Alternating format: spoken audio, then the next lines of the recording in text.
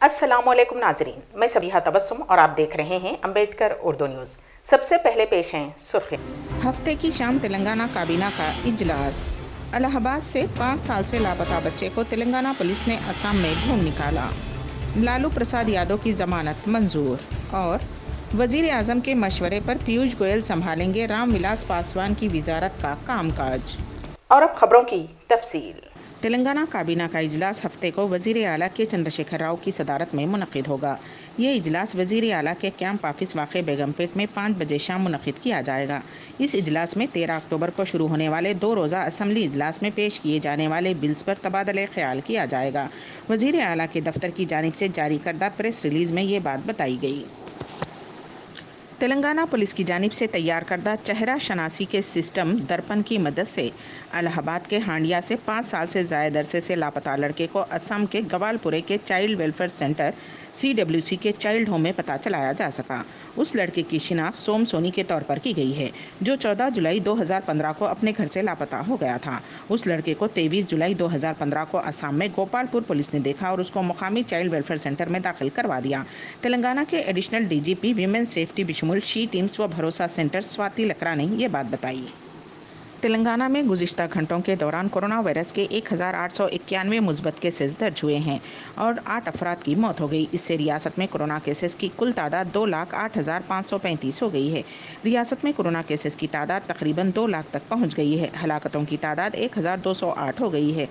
GHMC के हदूद में 285 केसेस दर्ज हुए हैं। आदिलाबाद में 32, कोत्तागुड़म में 65, जगतियाल में 37, जनगांव में 25, भोपालपल्ली में 18, गदवाल में 24, कामारेड्डी में 41, करीमनगर में 97, खम्मम में 72, आसिफाबाद में 10, महबूबनगर में 31, महबूबाबाद में 40, मंचरियाल में 23, मेदक में 29, मलकाजगिरी में 195, मुलगू में 31, नागर कर्नूल में 24, नलगुंडे में 128, नारायणपेट में 13, निर्मल में 22, निजामाबाद में 46, पेद्दापल्ली में 36, सिरसिला में 42, रंगारेड्डी में 175, संगारेड्डी में 47, सिद्दीपेट में 64, सूर्यापेट में 39, विखाराबाद में 23, वनपर्ती में 37, वरंगल रूरल में 26, वरंगल अर्बन में 76, बोनगीर में 38 केसेस दर्ज हुए हैं।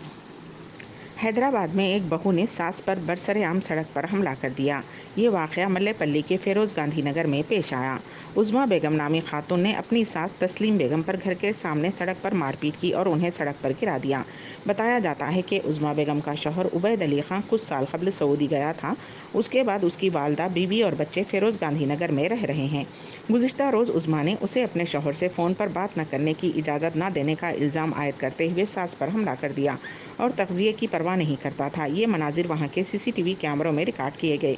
CCTV फुटेज की बुनियाद पर हुमायूं नगर पुलिस ने मुकदमा दर्ज करते हुए तफ्तीश शुरू कर दी है। रिजर्व बैंक ऑफ इंडिया ने बैंक के खातेदारों के लिए खुशखबरी सुनाई है। RBI ने ऐलान किया है कि नकद रकम की मुंतकली से मुताल्लिक़ real time gross settlement RTGS खिदमात अब से कस्टमर्स को दिन में 24 घंटे दस्तियाब रहेंगी। RBI के गवर्नर शक्तिकांत दास ने बताया कि 24/7 RTGS खिदमात आइंदा दिसंबर से शुरू हो जाएंगी। RBI के फैसले से बड़ी तादाद में कस्टमर्स को नकद रकम की मुंतकली के सिलसिले में आसानी होगी। फ़िलहाल RTGS की खिदमत सिर्फ बैंक वर्किंग डे में सुबह 7 बजे से शाम 6 बजे तक दस्तियाब हैं। शाम के 6 बजे के बाद सुबह 7 बजे तक दोबारा उन खिदमत को हासिल करना मुमकिन नहीं है। कस्टमर्स की मुश्किलात को ख़त्म करने के लिए RBI ने दिन में 24 घंटे RTGS खिदमत फराहम करने का फ़ैसला किया है। माजी में निफ्ट खिदमत भी सिर्फ एक महदूद वक्त के लिए दस्तियाब थीं। ताहम निफ्ट खिदमत पिछले साल 16 दिसंबर से दिन में 24 घंटे दस्तियाब हैं। झारखंड हाईकोर्ट ने RJD सरबराह व रियासत बिहार के साबिक चीफ मिनिस्टर लालू प्रसाद यादव की दरखास्त जमानत मंजूर कर ली है। वाज़ेह रहे कि चारा घोटाला स्काम में लालू प्रसाद यादव जेल की सज़ा काट रहे हैं। उनके खिलाफ एक और केस ज़ेर इल्तिवा है, जिसकी वजह से ये माना जा रहा है कि जमानत की मंजूरी के बावजूद भी उनके जेल से रिहा होने के इम्कानात कम हैं। वज़ीर रेलवे पीयूष गोयल को रामविलास पासवान के इंतकाल के बाद उनकी वजारत का इजाफी चार्ज सौंपा गया है।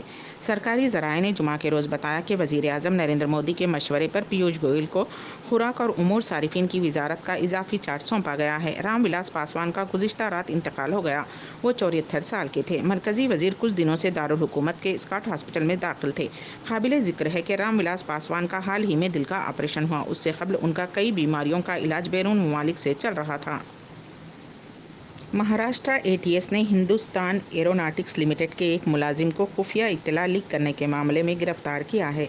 41 साल दीपक श्रीस पर इल्ज़ाम है कि वो HAL के एयरक्राफ्ट से मुताल्लिक़ खुफिया इत्तला पाकिस्तान की खुफिया एजेंसी ISI को दे रहे थे। उन्हें HAL के नासिक यूनिट से गिरफ्तार किया गया है।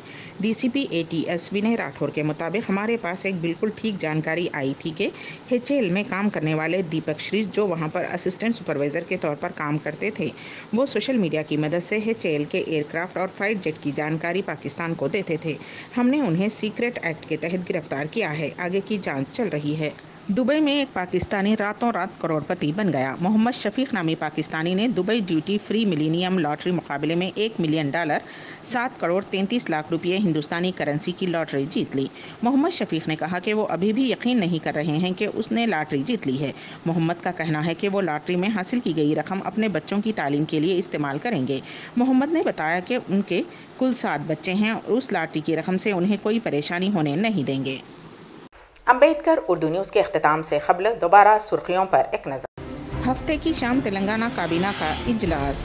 इलाहाबाद से 5 साल से लापता बच्चे को तेलंगाना पुलिस ने असम में ढूंढ निकाला। लालू प्रसाद यादव की जमानत मंजूर। और वजीर आजम के मशवरे पर पीयूष गोयल संभालेंगे रामविलास पासवान की वजारत का कामकाज। इसी के साथ ही अम्बेडकर उर्दू न्यूज़ यहीं पर इख्तिताम पजीर होती हैं, तो दीजिएगा सबिहा तबस्सुम को इजाज़त। अल्लाह हाफिज़।